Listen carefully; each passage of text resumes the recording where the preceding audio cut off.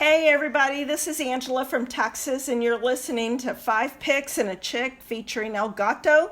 This show gives you 5 NFL picks for people who love football and friendly wagering.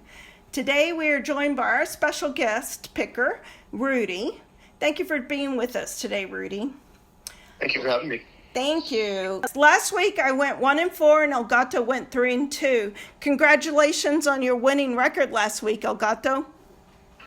Yeah, thanks. It was a tough week picking some games, especially with the Tampa Bay game and the Green Bay Packers. Their quarterbacks couldn't get it done against their opposing backup quarterbacks, but that's football and that's the way it goes.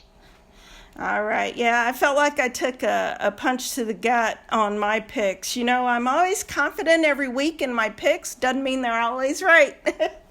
That's right. That's the way it goes sometimes. You're right about that. Yeah, exactly. Well, I can't believe we're already talking about week 8, and we're coming up on the trade deadline on Tuesday. No kidding. Yeah. My first pick this week is going to be Washington +3 at Indy. Washington's defense is playing much better. It's going to be Heineke versus Ehlinger. And although Ehlinger can move, I think Heineke will come away with a win if the defense can play well, as they have definitely been improving. This is definitely going to be a battle in the backup of quarterbacks. And so I'm going to take the quarterback that has proven himself. I think Heineke has more experience. And not only that, Indy I had last week, and they definitely let me down. Yeah, I'm going to go with that pick as well, Washington +3. You're right, the defense is playing much better. In fact, ranked 12th now in the NFL. And the Colts' offensive line is kind of beat up. I think the defensive line for Washington is going to get after Ehlinger. And he's going to be starting his first game, like you said. He's going to be on the road. And, I watched some interviews with the players, when they found out Ehlinger was going to be the starter. And they didn't seem too confident. Didn't seem that they were rallying behind that decision by the Colts head coach. So that's kind of concerning. But overall, I think Washington can cover at home. I like them at +3. I like it even better if you can buy the hook at 3.5. Sounds good. Do you have any comments, Rudy? Yeah, no, I really like the spot the Commanders are in this week. I know Ehlinger can move a lot, but that Washington front is just a little too good. They can still create problems. Their back end, a little suspect, but I think with the Colts starting a new quarterback this week, I think Washington can cover pretty easily those 3 points. All right, sounds good. I'm glad y'all are with me on that one. My second pick is going to be Minnesota Vikings -3.5 over Arizona. Minnesota Vikings are playing at home, and they definitely are coming off a bye, so that's going to help them in this game. Last week, the Cardinals were pretty much handed to them the game when Andy Dalton kept throwing interceptions, and the Cardinals converted those to touchdowns. So how can you not win a game, right? True. They are now going on the road. The Cardinals, that is, are going on the road against stiffer competition in the Vikings, who are, definitely on a nice winning streak. I think Minnesota's offense will play well, giving them the win in this game. What are your thoughts, Rudy? Yeah, I really like the Vikings as well. I know feels like the 100th time this season that Kyler Murray and Cliff Kingsbury, went at it on the sidelines. Yeah. But yeah, no, I definitely like I like the Vikings this week. I like the way they're playing the defense.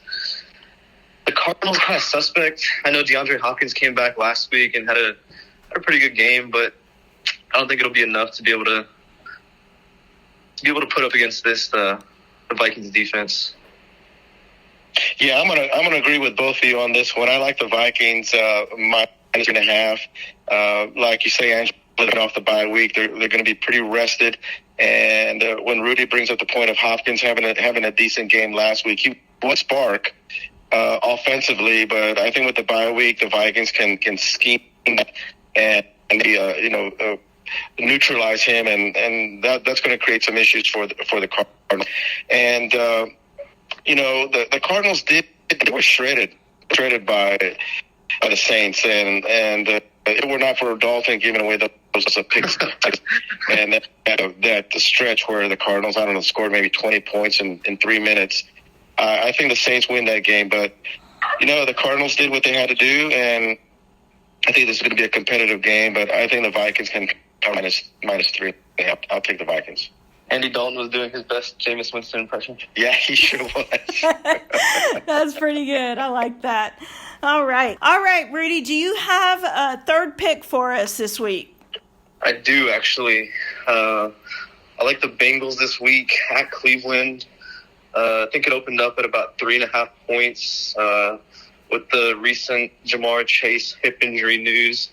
Sidelined 4 to 6 weeks. I think it's moved down to 3 points. I think they're favored by 3 points right now.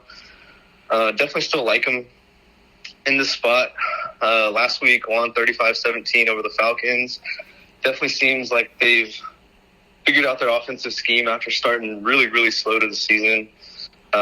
Just a reminder of how special Joe Burrow is when he's at his best. I think he went 34 for 42 last week, 3 touchdowns, no picks, spreading the ball around like crazy. It is going to be a little difficult. Cleveland's back end is pretty decent. I know T. Higgins is going to be their number 1 receiver now. Tyler Boyd, I think they can still make it work. Browns lost 4 in a row, kind of reeling right now. I think this is a spot where the Browns can just really, really let down. I know they're going to lean on their run game a lot, pass rush, but I don't think it's enough to win. Don't think it's enough to cover. Really like the Bengals this week. All right. Elgato, do you have any comments to that?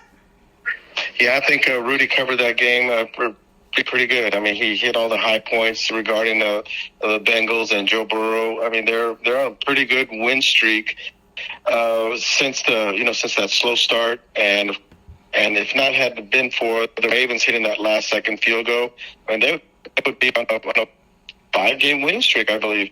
They're 5-0 against the spread. They're 5 games.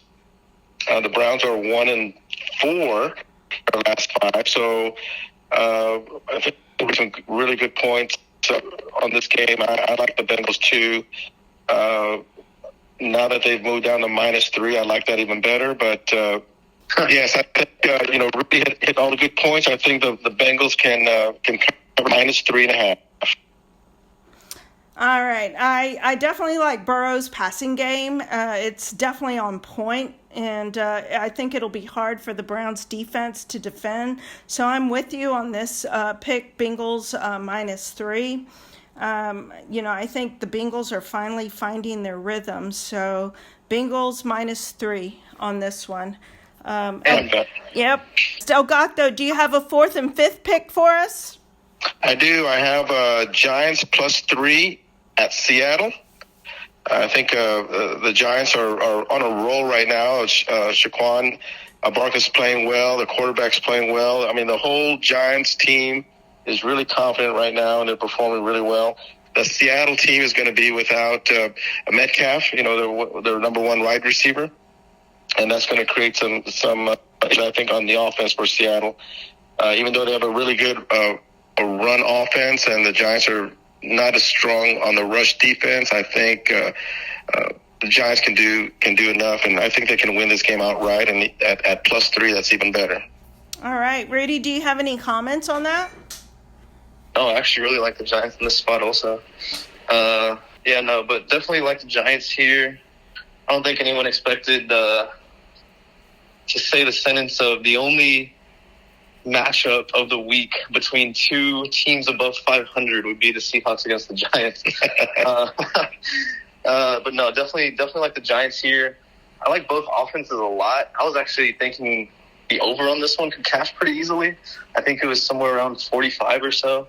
Mm-hmm. Don't see a lot of defense being played in this game. Definitely like the Giants to cover that +3 right there. Yeah, I'm going with you on this pick as well. I like the Giants +3. I think Giants are getting no respect in this spread. I think that I'm going to stay with the hot team that is winning and getting the points. the Giants keep finding ways to win. So how can you go against them?